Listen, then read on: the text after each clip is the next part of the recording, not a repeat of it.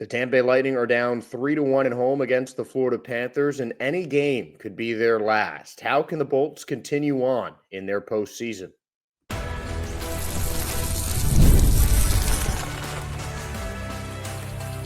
You're Locked On Lightning, your daily podcast on the Tampa Bay Lightning, part of the Locked On Podcast Network. Your team every day. Hello, everyone. I'm Josh Sperber, thanking all of you for making Locked On Lightning your first listen every day. We're part of the Locked On Podcast Network, your team every day. And if your team is the Tampa Bay Lightning, then this is the show for you. Today's episode is brought to you by FanDuel. Right now, new FanDuel customers can get $250 in bonus bets if your first $5 bet wins. And the Tampa Bay Lightning trailing 3-1 against the Florida Panthers. The next Panthers win sends the Lightning home a bit early. And, of course, the Bolts trying to avoid that as they were favored in some cases to win this series. I mean, this was looked at as a very even series between two teams that match up well against each other, that are familiar with each other, and that know how to play against each other in the postseason. But it has been almost all Panthers, with the exception of the Game 3 win in Sunrise. It was certainly close in the last game in Sunrise, and it looked like the Lightning were going to take that, but a last-minute flurry of goals, the fastest two for each team in 11 seconds. Things changed, and now the Lightning are on the brink of elimination at the hands of the Florida Panthers once again. So I think everyone in Tampa Bay knows the stakes of this game and knows how important that this win is going to be. You know, whether you're playing for the Lightning or just a fan, you know, this is a must-win game, and that I think is pretty obvious. But, you know, I think it's must-win for a lot more for more reasons than just the 3-1 series margin would suggest, especially since the two of those three games were played at Amalie Arena already. The last thing the Lightning, one of the best home teams in the NHL this season, would want to end their season is a loss at home against their rival. I mean, for a team to have as much success as Tampa did in the regular season, it certainly would diminish some part of their success if they were to lose this playoff series at home, if they were to finish this playoffs without winning at Amalie Arena, where they won almost 30 games in the regular season. I mean, you don't want to end your year at home. You don't want to end your year on the road unless it's winning either. But having the last loss of your season on home ice, I think is just demoralizing in a lot of different ways. And the Lightning are going to be playing against the Panthers with a couple players out. Mikkola was not suspended, though he was fined $5,000. Aaron Ekblad will miss the next two games, which means if the Lightning can take it to Game 6, Ekblad would miss that one as well. And according to NHL.com, Uvis Balinskis is the next man up for the Florida Panthers, and he was in the lineup for both of the first two wins that Florida had at Amalie Arena. So it seems like having Ekblad out is going to bring in a guy who the Lightning have had some familiarity playing against, and the Panthers have used quite a lot in their regular lineup. But, I mean, the way Ekblad turned the tide of Game 4, I think is going to be hard to replace. So, yes, it's advantageous for the Lightning that the Panthers have maybe their top defenseman out. Certainly one of their key players, an alternate captain, and a guy who scored the game-tying goal just a couple days ago.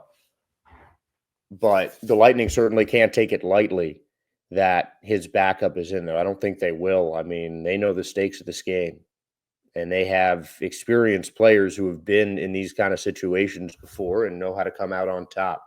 But it starts with one game, and at this point, the Lightning can use every advantage, or need really every advantage that they have, and this is one of them. The Panthers might have a slightly weakened defense, but they're still the Florida Panthers. They're still the defending champions. And the Panthers aren't taking this lightly. I don't think the Lightning are either. I mean, you look at how the coaches were at practice. They're locked in. You can really sense the urgency in the Tampa Bay Lightning camp. And for the Florida Panthers, they know that. Their center, Sam Bennett, said that the Panthers are going to be playing a team that has nothing to lose. It's a situation that they have been in a lot. And Bennett continued to say, you give it everything you can, try and play hard as you can, because if you don't, that's it. And the Panthers know that the Lightning are going to have to come out of the gate absolutely firing. Lightning have been one of the best teams when it comes to fast starts. More than half the games, they have scored the first goal of the season, and a lot of those games ended up in Lightning victories. This is a team that when they start fast, sometimes they can turn goals into just avalanches of goals, score in bunches, and really beat down on a team. And honestly, I think that's part of what the Lightning have to do. The trouble is Bobrovsky's been one of the best goalies in the postseason so far. So he's still going to be a hard guy to beat.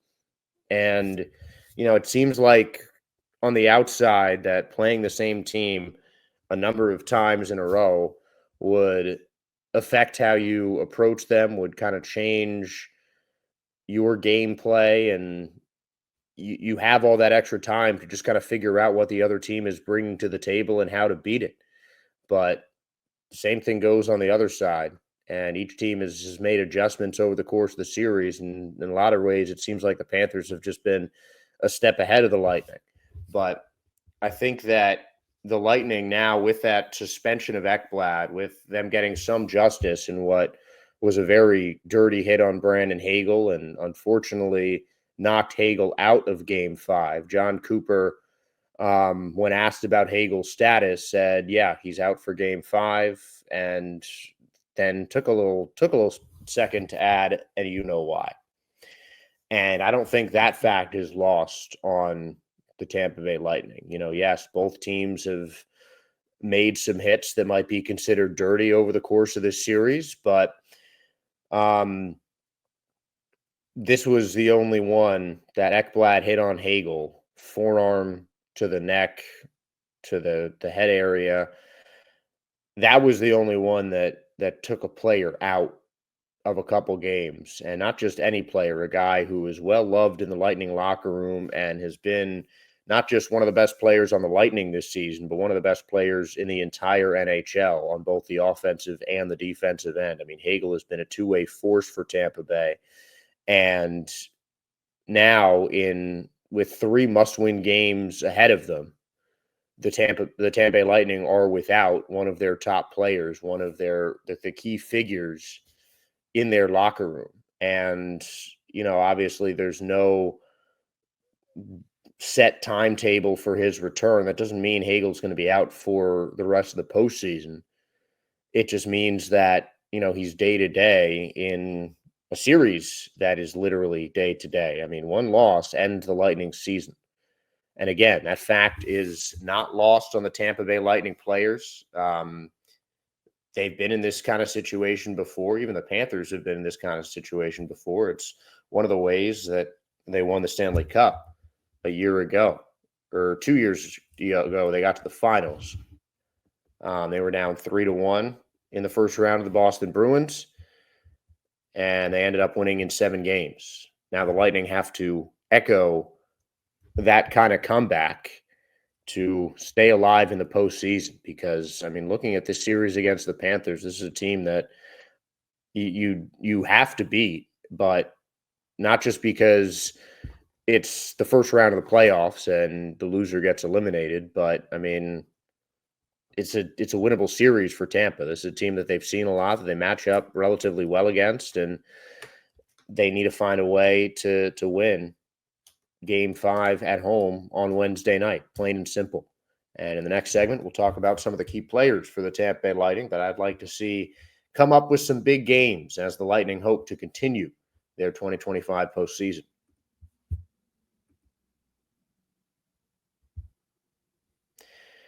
The NHL playoffs are here, and FanDuel is giving new customers an incredible way to get in on the action. Right now, when you join FanDuel and place your first $5 bet, you'll get $250 in bonus bets if your bet wins. I love how FanDuel makes betting so easy, whether it's picking my favorite team, the Lightning, or diving into player props. From goals to saves to assists, FanDuel has so many ways to bet your favorite player props. Plus, after the game tips off, you can even combine live prop bets into a same-game parlay for a chance to win big. So don't miss out. Head to FanDuel.com and claim your $250 in bonus bets today.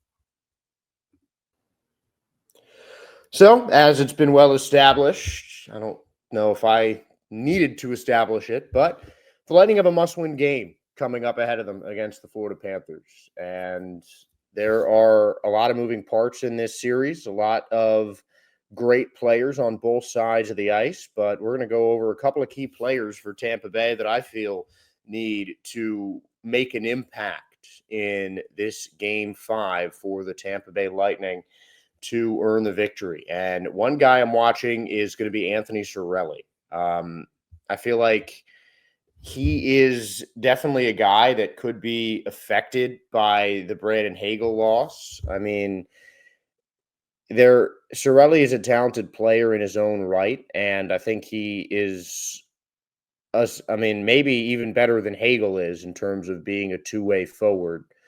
But another reason that he has to step up, aside from his two-way capabilities and the fact that he's likely going to have a bigger role on the defensive side of things without his partner in crime in Brandon Hagel. But I mean, just that simple fact, the fact that Hagel and Cirelli has been one of the best duos in the entire NHL. I mean, they've formed a spectacular 1-2 punch on defense, and they play so well off each other that, you know, it is feasible to think that Brandon Hagel not being in the game could cause somewhat of a drop-off to Anthony Cirelli's game.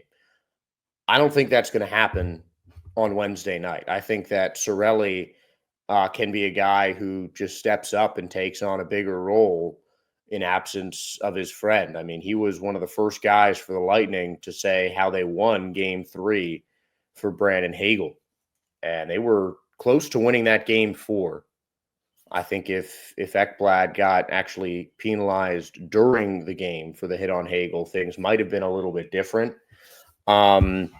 But, you know, you can't deal with coulda, woulda, shoulda. You know, you can't think about how things could have been if the refs were better.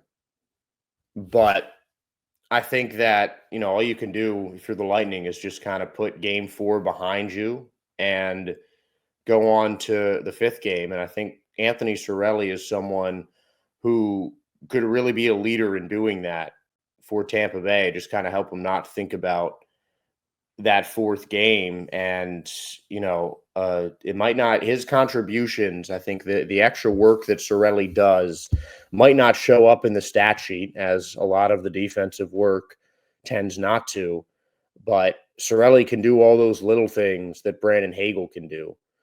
And I think that he is going to need to. I think he's going to need to step up without the other half of the dynamic duo that has been Hagel and Cirelli all season long. So I think, especially on defense, he's someone that I'm looking at for the Tampa Bay Lightning to kind of help set the tone of this game 5, because this is a game that the Lightning absolutely need to be in control of. And for the Lightning to be in control of really any game, Nikita Kucherov is going to have to be the one that takes control. And this isn't me saying that Kuch needs to step up. He's averaging an assist a game so far in the postseason. But last season, the Panthers, one of the reasons that they won that first round series is because in a lot of ways they kind of took Nikita Kucherov out of the game, and not having Ekblad for these next 2 games removes a very physical presence, of course, sometimes overly physical, but it removes a very physical presence and removes one of the best defenders on the Panthers team from the equation. And, next man up, fine. But there's a difference when it comes to, alternate captain, a first line guy, a guy who's been around for a while and been in a lead role for the Panthers on defense for a while. There's a difference when he gets out of the game and you bring in someone who is not always on a defensive line.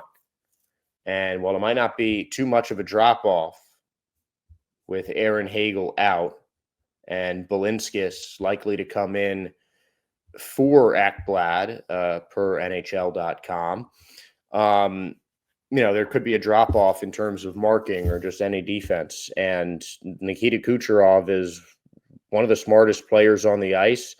He is probably the best offensive player on the ice and maybe in the entire league. And I think his hockey IQ, his quick decision-making is something that can really help the Lightning in this case with, maybe some of those split-second decisions that Ekblad would make and a coverage that he wouldn't miss or something like that is going to be missed on Balinskis. And Nikita Kucherov has to be there to take advantage of it, whether it's dishing out another assist or hopefully putting in his first goal into the net in the 2025 postseason. But, the offense obviously needs to step up and to get more goals, and that, I think, has to start with Nikita Kucherov.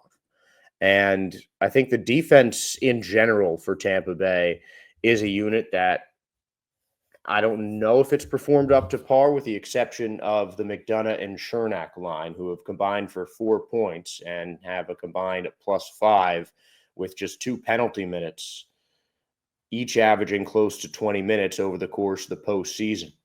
But the rest of the Lightning defense just hasn't been as strong as we've seen them. And, in the last couple of days especially, I've talked about these other situations like pre and post 4 Nations break in that 8-game win streak that the Lightning had, 4 games on either side of the 4 Nations break, where the Lightning really tightened up their defense and they allowed about a goal a game during the span of that 8-game winning streak, which was their longest of the regular season.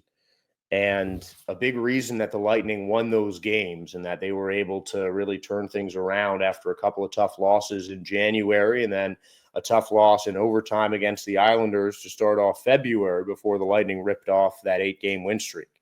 And the defense was, absolutely on point during that time. Even when J.J. Moser came back from injury following the Four Nations break, he fit in seamlessly without missing a beat. But that first line has been pretty quiet. J.J. Moser is one of the 2 Lightning defensemen who is yet to have a point, the other one being Darren Radish, who is the second highest scoring defenseman for the Lightning over the course of the regular season. And he led all Lightning defenders in goals in the regular season with 6 goals, 31 assists, and a total of 37 points behind only Victor Hedman, who had 66.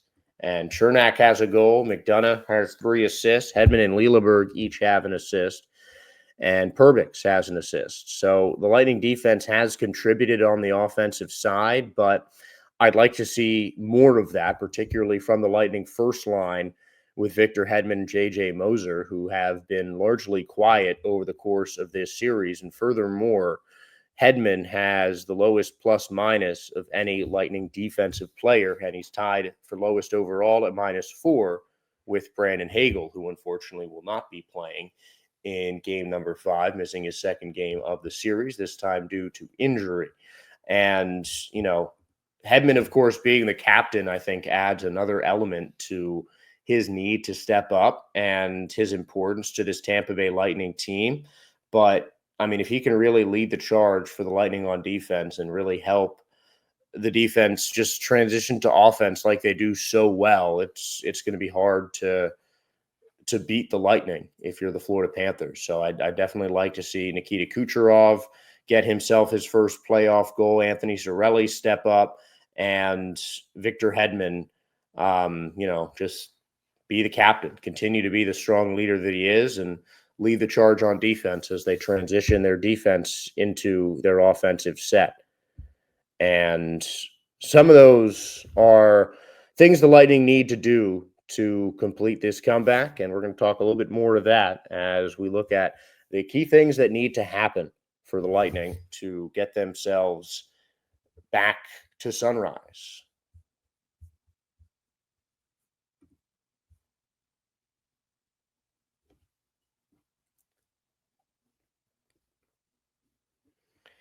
So this is do or die situation for the Tampa Bay Lightning. They're down 3-1. Their next loss sends them home for good. And first thing I think the Lightning need to do is just have the same mentality that they had in game 3, playing for Brandon Hagel. They felt that he was unjustly suspended, which I agree, and they came out with their best all-around game of the series, a 5-1 win over the Panthers. That for a minute there really got them back in this series. And I think we'd be talking about this very differently if the Lightning had held on to win that game 4, but that didn't happen. So the Lightning need to just think about it like it's game 3 because it's a similar situation. Hagel is missing game 5 because of a dirty play by Aaron Ekblad, and that injured a beloved player in the Lightning locker room. So I think the Lightning really need to, if they're going to keep anything from game 4 in their heads, it's got to be that. It has to be playing for Brandon Hagel again, because that's already worked. And I think that it's, an injured teammate is a great motivator to help bond the rest of the guys together and really help them overcome this adversity that they're in right now.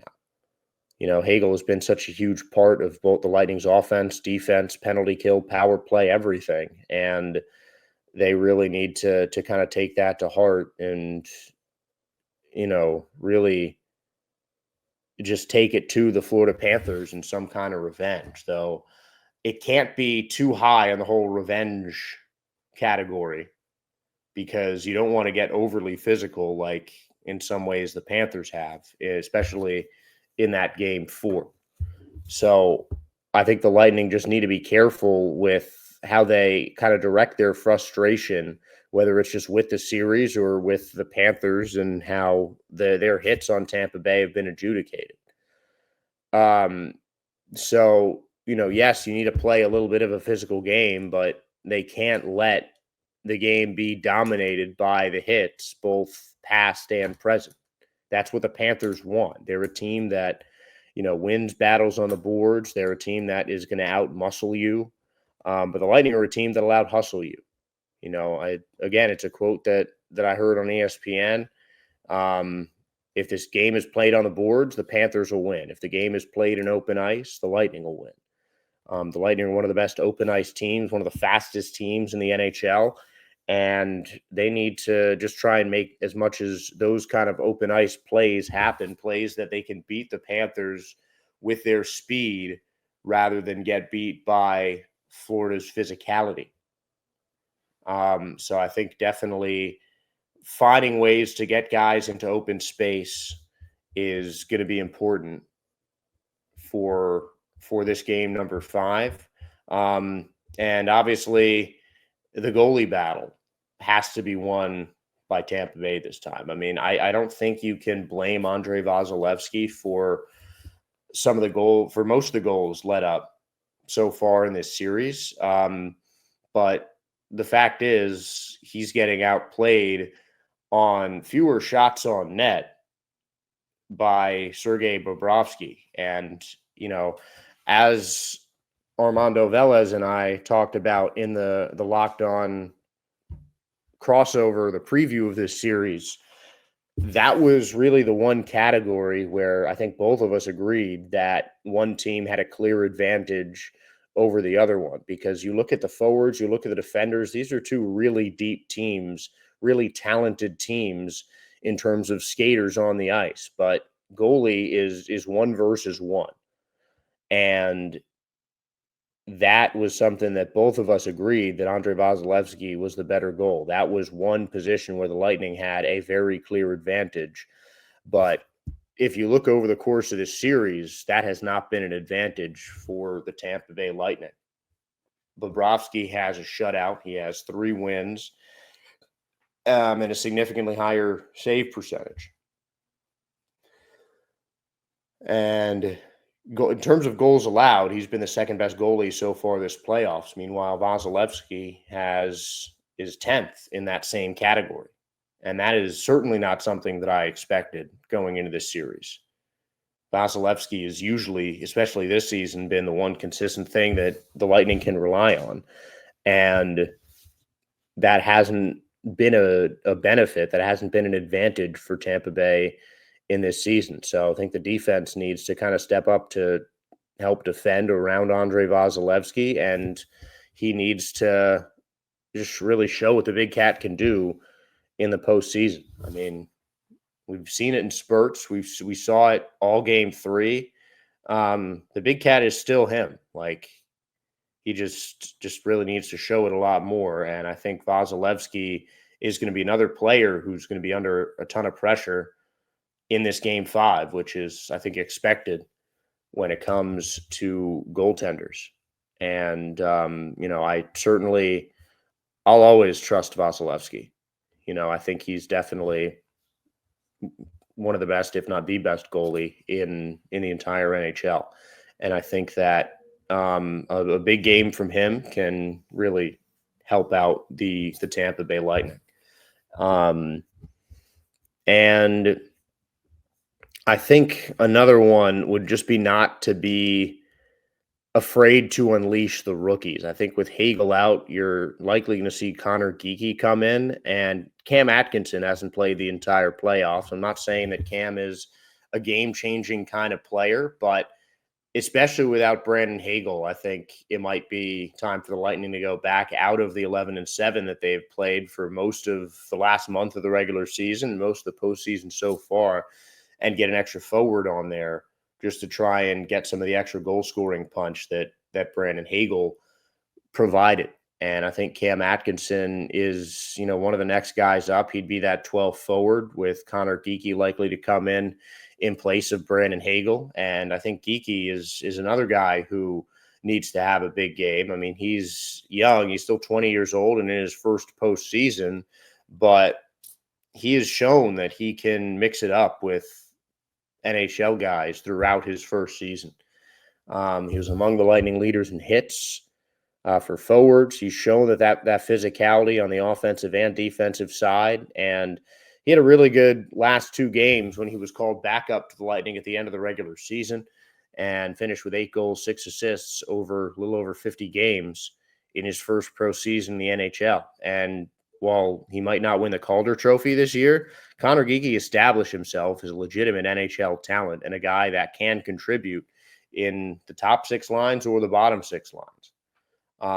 So, I mean, you look at him, you look at Gage Gonzalez. These are 2 guys that the Panthers haven't seen all that much, and 2 guys that I think really can make a difference for the Tampa Bay Lightning. You'll look at your Jake Gensels, your Braden Points, your Nikita Kucherovs, your Nick Pauls, some of the veterans, some of the guys that have been around a little bit more for Tampa to make a bigger offensive impact. But make no mistake, Connor Geekie and Gage Gonzalez can both have a serious effect on the outcome of this series. And I'd like to see those rookies get unleashed on the Florida Panthers in game number 5, because the Lightning's backs are against the wall once again, and they need to get out to a strong start and just kind of hold the line for the entire game. I think they'll be pushing a lot more than the Panthers, and the Panthers will be waiting for Tampa to make some mistakes, and the Lightning just have to be crisp with their passing, and hopefully they can get the job done and keep this postseason going, because I am certainly not ready for the Lightning to go home just yet.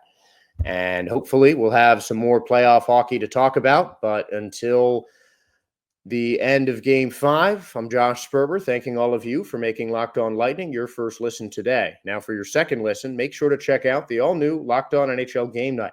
Every game, every night, until a Stanley Cup champion is crowned.